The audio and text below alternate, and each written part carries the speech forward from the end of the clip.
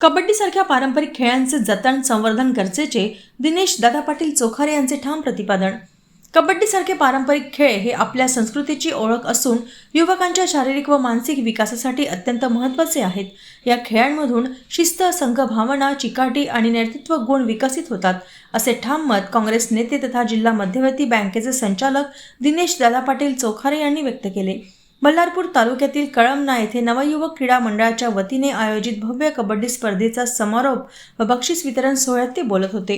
यावेळी बल्लारपूर काँग्रेस कमिटीचे ग्रामीण तालुकाध्यक्ष गोविंद उपरे, सामाजिक कार्यकर्ते भास्कर कावळे, सामाजिक कार्यकर्त्या सौ सोनाली भास्कर कावळे, बल्लारपूर काँग्रेस कमिटीच्या तालुका उपाध्यक्ष सौ नाजुका हनुमान आलाम, सामाजिक कार्यकर्ते गणपत नेवारे, राजेश मोरे, कळमना ग्रामपंचायतच्या सदस्या छाया तलांडे, सदस्य संघर्ष रेणकुंटलवार यांच्यासह अनेक मान्यवरांची उपस्थिती होती।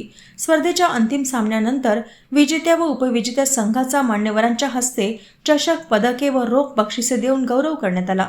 संपूर्ण परिसरात क्रीडा महोत्सवाचे वातावरण निर्माण झाले होते। उपाध्यक्ष आलामताई, गणपतजी चिने, सन्माननीय नेवारेजी, छायाताई तलांडे ग्रामपंचायत सदस्य आणि या मंडळाचे अध्यक्ष उपाध्यक्ष सर्व माध्यमातून होत आहे। असेच कार्यक्रम मंडळाच्या माध्यमातून होऊन या परिसरातील नवीन तरुणांना संधी उपलब्ध करून देण्याचं काम करून राहिले, त्यांना मी शुभेच्छा देतो। जे संघ विजयी झाले त्यांना शुभेच्छा देतो आणि आता मैदानावर एक मॅच चालू आहे, त्या दोन्ही संघांना शुभेच्छा देतो आणि मी आपल्या शब्दाला विराम देतो। धन्यवाद।